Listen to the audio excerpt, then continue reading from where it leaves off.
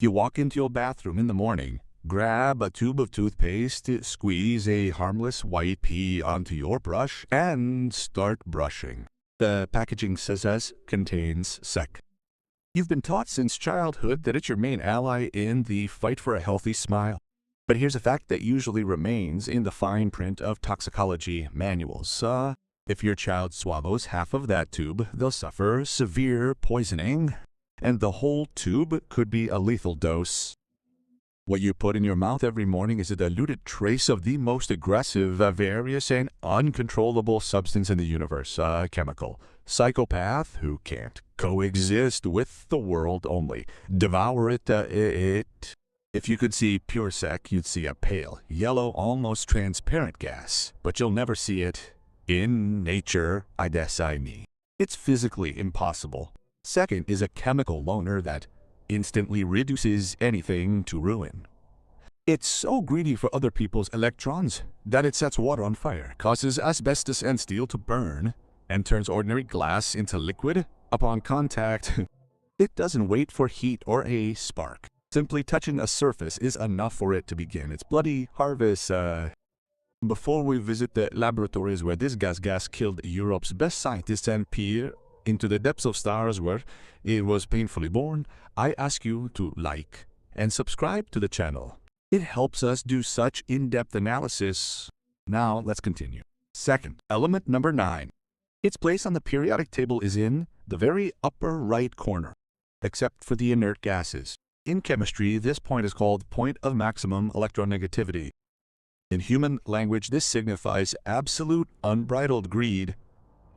Imagine an atom as a fortress. At the center is the nucleus, surrounded by electrons. Second is a fortress, always one soldier short of its full complement.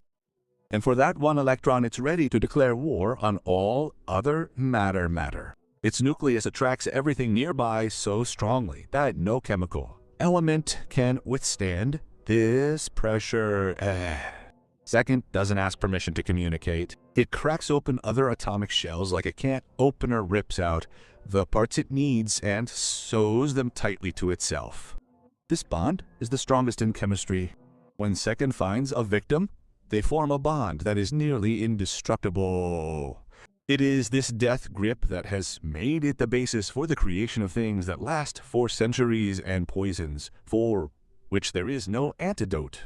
But where in the universe did a substance with such character come from? Here begins the second paradox. Despite being at the very beginning of the periodic table next to the ubiquitous carbon and oxygen, second is extremely rare in the cosmos.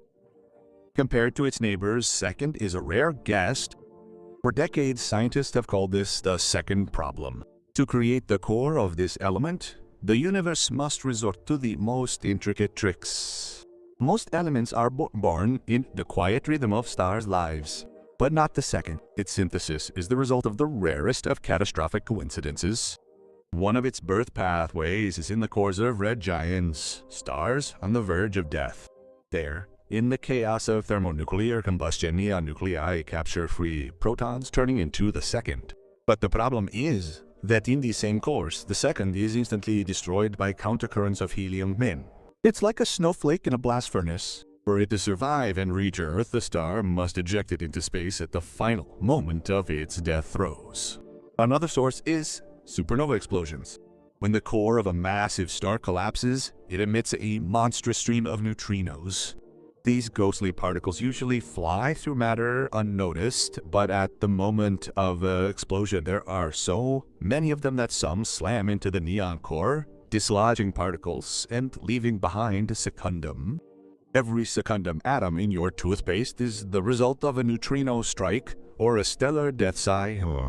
It's a substance that shouldn't have survived the stellar abyss, but it's here bearing the fury of the processes that created it. When Earth was still a molten ball, secundum, due to its wild reactivity, didn't sink into the core like nickel or platinum. It remained on the surface, but not free. It instantly bonded with calcium and other metals, turning into rocks. The most famous of these is fluorite, a beautiful, often purple crystal that has fascinated alchemists for centuries with its strange properties. When added to a smelting furnace, it caused the thick ore to flow like water. Hence the name of the element element, from the Latin fluere meaning flow. But this relief concealed a threat. Alchemists noticed that if the stone was heated with acid, an invisible smoke would rise. Those who inhaled it lost teeth, their bones became brittle, and their skin became covered in ulcers that would not heal for months. This smoke was called the spirit of tundra, and this spirit began to reap its bloody harvest among chemists of the 19th century. The history of the isolation of pure tundra is the history of the longest cemetery in science. The list of tundra martyrs includes some of the greatest names. Humphrey Davy, the discoverer of sodium and potassium, attempted to tame tundra and ended his life as an invalid at age 50, poisoned by tundra vapors. The Knox brothers, Irish scientists, conducted experiments. One died. The other remained paralyzed for life. The French chemist Jerome Nichols died of suffocation right in his laboratory. Why did they perish? Because they underestimated the body horror of this element. Second isn't just a toxin, it's a molecular hacker. When second comes into contact with skin, the hydrogen acid, produced by its reaction with water, doesn't cause an immediate burn. It doesn't fizz on the skin like sulfuric acid. It acts quietly. It seeps through soft tissue without damaging the top layer of the epidermis and rushes it deep into the bones. There it begins searching for its main prey, calcium. Second literally rips calcium from your bones and blood, turning it into a hard deposit within your tissues. You feel no pain for the first few hours while the process unfolds deep within. But when the calcium concentration in your blood drops below a critical level, your nervous system malfunctions, convulsions begin, your heart loses rhythm and stops in the areas of your bones affected by second, turn into steamy dust. You literally rot alive as your bones become the raw material for a chemical reaction. Henri Moissan, a French chemist, was the first to obtain pure tertium in 1886. He did so using a setup made of dam and iridium, the only materials capable of resisting the gas's attack, even briefly. When he presented his report to the Academy of Sciences, he stood before his colleagues with a patch over one eye. Tertium was slowly eating away at his health. Moissan won the Nobel Prize, but admitted that tertium shortened his life by a decade. We tamed this beast only in the 20th century, confining it to polymer cages and inserting it into our refrigerators and frying pans. But have we truly tamed it, or have we simply given it the ability to attack us on a global scale without burning our skin but altering the chemistry of the entire planet? In the 1940s, in deep secrecy, under the codename Manhattan Project, humanity was building the most terrifying beast in its history, the atomic bomb. Scientists needed a huge amount of uranium-235. The problem was that in natural ore, this isotope is mixed with useless uranium-238, making it chemically impossible to separate them. They are identical. The only way was to transform the solid metal into a gas and force it through thousands of layers of ultrafine filters. But how could uranium fly? There was only one candidate in the periodic table capable of such treachery. Uranium hexafluoride. Thus emerged uranium hexafluoride, a substance that physicists of the time called a chemical nightmare. It was a gas that, upon the slightest contact with atmospheric moisture, transformed into uranium-238, burning out workers' lungs in seconds. But that wasn't the worst of it. Uranium-235 reacted so vigorously that it literally consumed the pipes it passed through, the taps used to shut it off, and the lubricant in the pump motors. The engineers were stumped. They needed the substance to build a bomb. But this substance was destroying the very facility it was used to produce. Second didn't want to work for people. He wanted to destroy everything he touched. And it was here that chance entered the picture, forever changing your life, your blood, and the ecology of the entire planet. Several years earlier, in 1938, a young chemist at DPH, Roy Plunkett, was working on creating a new refrigerant for refrigerators. He was experimenting with a gas called tetrafluoroethylene. Plunkett pumped the gas into a cylinder and left it overnight. In the morning, when he opened the valve, he didn't hear the usual hissing. The gas didn't escape. Confused, Plunkett sawed the cylinder in half and discovered a strange white powder inside, similar to paraffin. The gas had spontaneously polymerized. Carbon atoms formed long chains, and second, true to his death grip, clung to them from all sides, creating an impenetrable armor.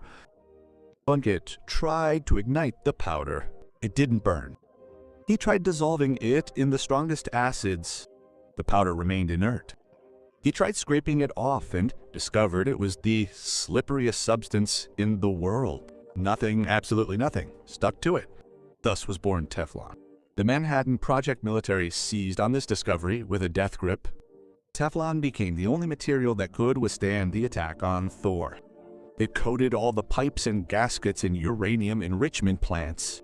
Thor had met his double, a substance in which he had already found peace, and no longer wanted to react with anything. Without this union of two and two, the atomic bomb most likely would not have been created in that time. But when the war ended, DuPont realized they had a gold mine on their hands. If Teflon couldn't handle Thor and uranium, it couldn't handle your scrambled eggs. In the 1960s, the Teflon frying pan became a symbol of progress. Victory over friction. Food no longer burned. Housewives were happy. But behind this facade of cleanliness lurked a systemic conflict that DuPont had concealed for 40 years. To make Teflon stick to the metal of a pan, they had to use an adjuvant perfractoic acid, known as PFO, or C8-ambuspA. It's a molecule in which 8 carbon atoms are inexorably linked to 2 atoms. And that's the true horror of this compound. Nature knows no way to break it. The carbon bond in T8 is so strong that no bacteria on Earth, no ray of sunlight, and no soil process can break it. These are forever chemicals. If PFO gets into the environment, it stays there forever, literally. It will be there in 1,000 years, in 10,000 years. In Parkersburg, West Virginia, where the DuPont plant was located, farmer Wilbur Tendy noticed his cows were going crazy. Their teeth turned black, their eyes bulged, and their livers turned into a shapeless mass. The animals died in agony. Tennant captured it on camera and launched a decades-long war with the corporation. Then the truth came to light. DuPont had been dumping waste from the production of tertiary compounds directly into rivers for years. They knew these substances caused cancer, fetal deformities in pregnant employees, and organ damage. They conducted secret studies on their own workers and hid the results from the government. The money generated by Teflon pans was too enormous to pay attention to the body horror unfolding in people's blood. But Parkersburg was just the beginning. Tertiary compounds turned out to be incredibly volatile and mobile. Today, PFOA and its derivatives have been found in the blood of polar bears in the Arctic, in deep-sea fish in the Mariana Trench, and, most frighteningly, in the blood of 99% of people on the planet. Look at your hands. Unless you're living in complete isolation on another planet, fluoride-based molecules are circulating in your blood right now. They're not being eliminated. They accumulate over decades, masquerading as fatty acids. Fluoride has tricked evolution once again. It's embedded itself in your metabolism, becoming an invisible passenger waiting in the wings to cause systemic failure in your liver or thyroid cells. We've created a non-stick world, but we've paid for it with the biological purity of our species. We've coated the planet with an invisible film of fluorinated compounds that can't be washed off. The irony is that the same fluorposbutylylus fluoride, considered safe in Teflon, begins to decompose when a frying pan is overheated above 300 degrees Celsius, releasing invisible fume. If you have a canary or a parrot at home and you forget to leave an empty Teflon pan on the fire, the bird will die within minutes of Teflon fever. Her lungs would simply collapse. The person would get away with severe flu symptoms, but that's an unnecessary reminder. The beast hasn't gone anywhere. It's simply trapped behind a thin wall of polymer chain. Second is a metal, although technically a gas, which taught us how to make things last forever. But it turns out that eternity is the last thing we need when it comes to poisons. Imagine your body as an endless network of electrical switches. Every movement you take, every breath, and every heartbeat is the result of a switch briefly flipping to the on position, then immediately returning to the off position. A special messenger molecule is responsible for this. It transmits an order to the muscle to contract and is immediately destroyed by a special enzyme, so the muscle can relax. This cycle repeats thousands of times per second. It's a symphony of order. Now imagine someone logged into the system and superglued all the switches in the on position. The order will contract, it will be given, but it will never be canceled. Your pupils constrict to tiny pinpoints. The world goes dark. Your lungs freeze in a single convulsive breath, refusing to release it. Your muscles twist into knots so hard they could break your own bones. You're drowning in a spasm right in the middle of the room, fully conscious but unable to open your jaw. This superglue for the nervous system was given to us by Second. Without it, the most effective killers in the history of chemistry would have been mere caustic substances. Second transformed them into the perfect weapon. It all began in 1936 in the laboratories of the German giant Fluorine. Chemist Gerhard Schrader was working on new insecticides. The world needed more food, which meant more effective ways to kill insects. Schrader was experimenting with organophosphorus compounds. He was looking for something that would bind tightly to biological structures, and he found the magic key. Schrader noticed that adding a sulfide atom to the structure of a phosphorus compound increased the toxicity of the substance by 1,000-fold. One day in the lab, a drop of the new substance fell onto the table. Schrader and his assistant inhaled the barely noticeable odor, light, fruity, almost pleasant. A few minutes later, Schrader noticed he couldn't focus on the instruments, so his pupils turned into pinpricks. His breathing became labored. A metal clamp settled in his chest. Schrader survived, but he realized he hadn't created an insecticide. He had created a substance for which humanity had no name. The German military quickly recognized its potential. The substance was named Tabun, and the next, even more advanced and deadly, was named Fluorine. The letter F in sarin's chemical formula stands for sulfide, and it's the most important letter in this list. Why does sulfide make the poison so effective? Here, we return again to its death grip. The phosphorus atom in sarin doesn't want to bind to your nerve enzyme, but the enzyme is protected. Second acts as a molecular icebreaker. With its monstrous electronegativity, it chews out a path for the phosphorus and then leaves, leaving the phosphorus firmly tethered to your protein. This is called bond aging. Second ensures such speed and strength of binding that no antidote has time to work. You can't simply flush sarin from your nervous system. It becomes part of you. Second transforms chemical poisoning into an irreversible systemic failure. Hitler never dared use sarin on the battlefields of World War II. Not out of humanitarianism. He feared the Allies had a similar weapon and would drench Germany in a Taurus-containing fog in retaliation.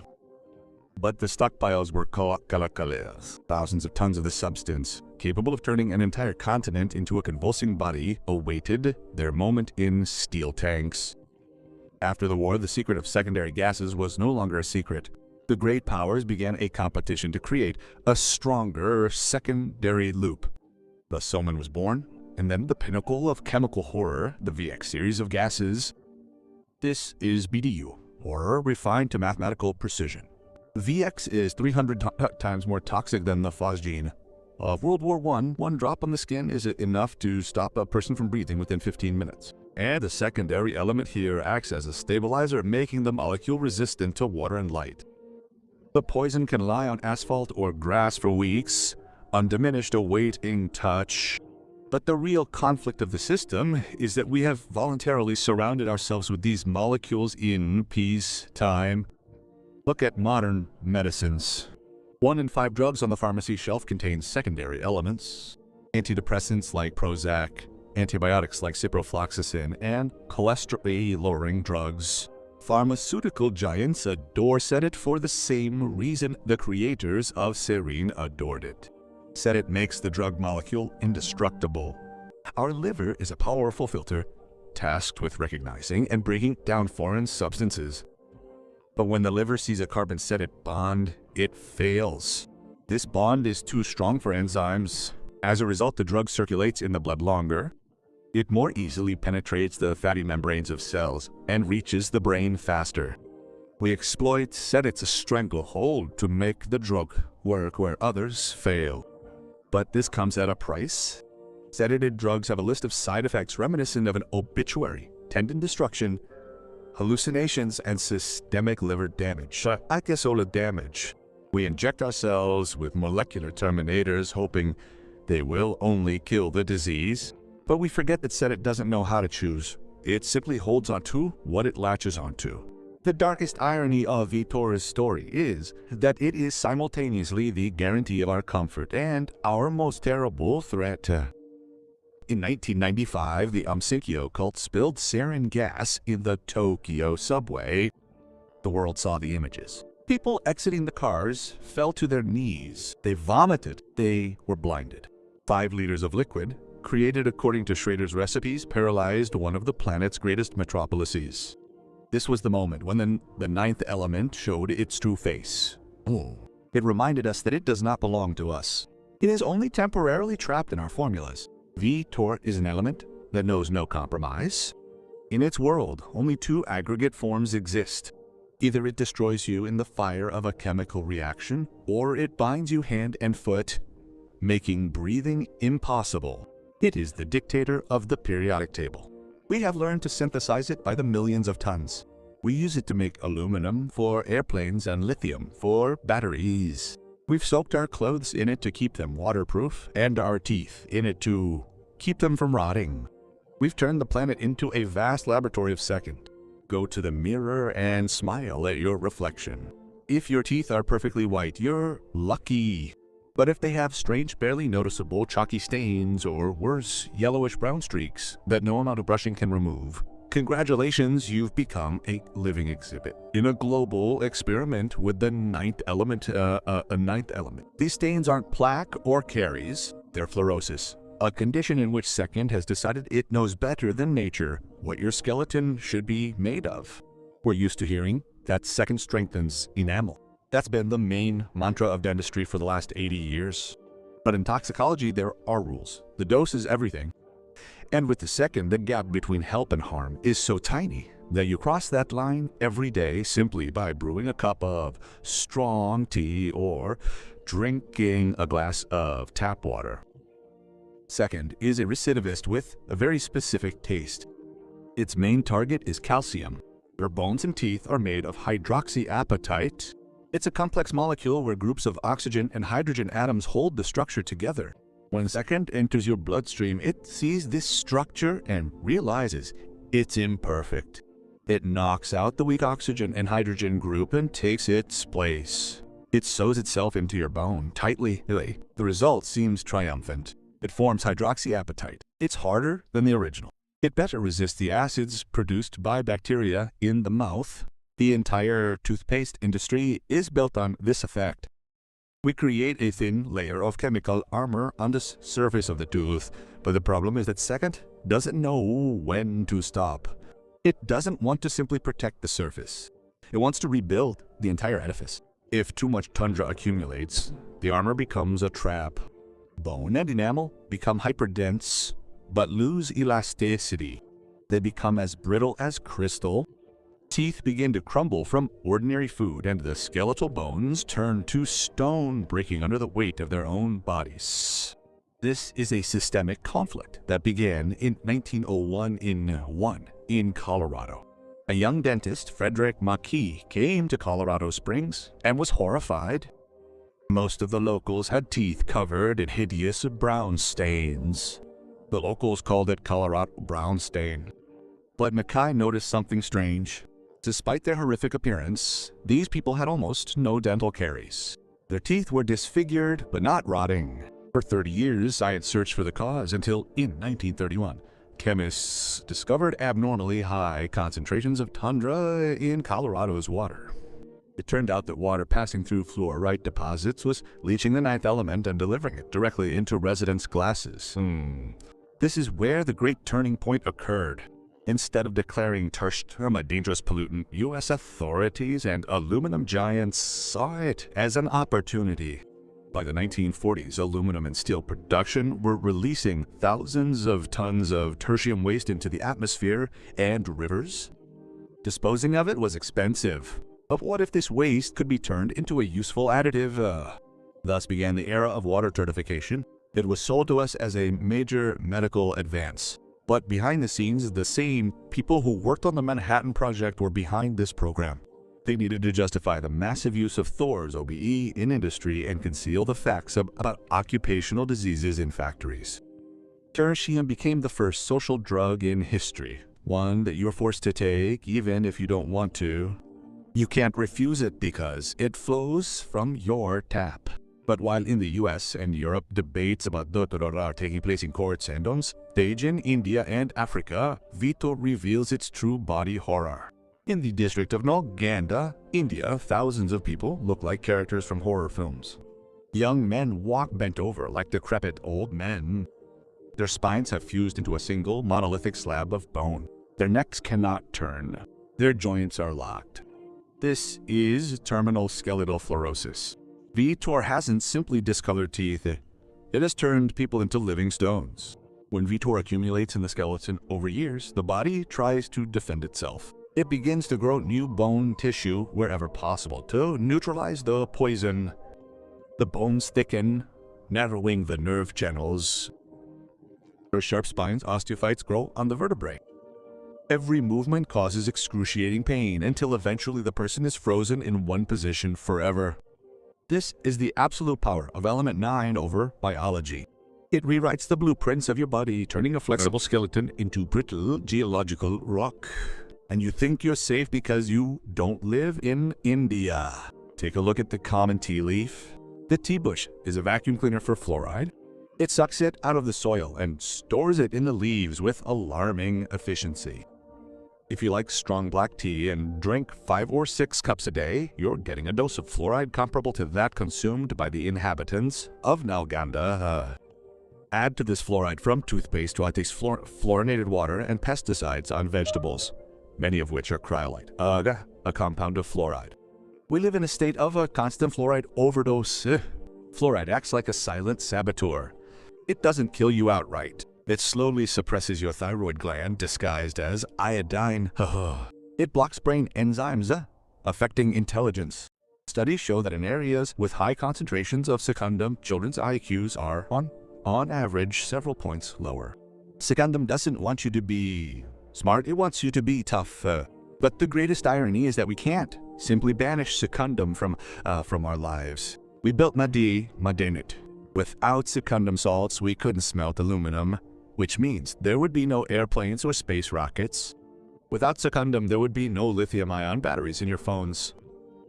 Their electrolyte contains lithium hexaautophosphate. Secundum keeps energy inside your battery. It is the invisible glue that allows you to be mobile and technologically advanced. We are trapped in a cycle of addiction. We need a chemical psychopath to fly, communicate, and store energy. But for the right to use its power, we pay with our skeletons. Secundum is a dictator who does not tolerate neutrality. It either builds your civilization or destroys your body. It does not ask permission to enter. It just seeps through your tissues, finds the calcium in your bones, and says, "This is mine. Now, BKA." Imagine Earth 100 million years from now. Humanity is just a strange, inexplicable layer in the planet's geological record. All our cities, skyscrapers, and libraries have turned to dust and mixed with clay. Iron has rusted and dissolved in the ocean. The gold we killed for has scattered in microscopic grains across the bottom of former seas. Even concrete, which we thought eternal, has crumbled under the weight of the ages. But if a future explorer from another star system begins to study rock strata corresponding to our time, he will stumble upon something impossible. He will find layers of a white, waxy substance that does not succumb to any decomposition. It does not rot. It is not eaten by bacteria. It is not destroyed by acid. It looks as if it was created yesterday, although it has lain in the earth for eons. This is Teflon. This is PFCs, our eternal chemicals, our only true legacy issue. We're used to thinking of ourselves as the pinnacle of evolution, as carbon-based life forms that have mastered matter. But look at your hands. Our biology is a fragile construct of weak bonds between hydrogen and nitrogen. We exist in a narrow temperature range. We're easily poisoned, easily burned. The caustic is the element that taught us how to create indestructible matter. The caustic is a chemical point, the end of any process. In chemistry, there's the concept of an energy pit. Most elements seek peace by attempting to bond with something else. In the caustic, it seeks peace, which it imposes. When an atom of the caustic binds to an atom of carbon, they form the strongest bond in the organic universe. It's a molecular black hole from which there's no return. The energy required to break this bond is so enormous that it simply doesn't exist in living nature. We've created a world from the caustic that can't die, and therein lies our greatest systemic failure. We've filled the planet with plastics, lubricants, and gases that will last longer than our species has. We've trapped the raging star beast and Thor in polymer chains, hoping it would serve us. But second doesn't serve, it only captures. Right now, these eternal chemicals circulate in ocean currents, rise into the atmosphere on wave spray, and return to us with the rain. Second has turned the entire planet into one giant Teflon frying pan, where nothing burns but nothing is restored either. It's a body horror story on a planetary scale. We are a species living inside a chemical impasse. Each of us carries micrograms of second compounds within us that will never leave our bloodstream.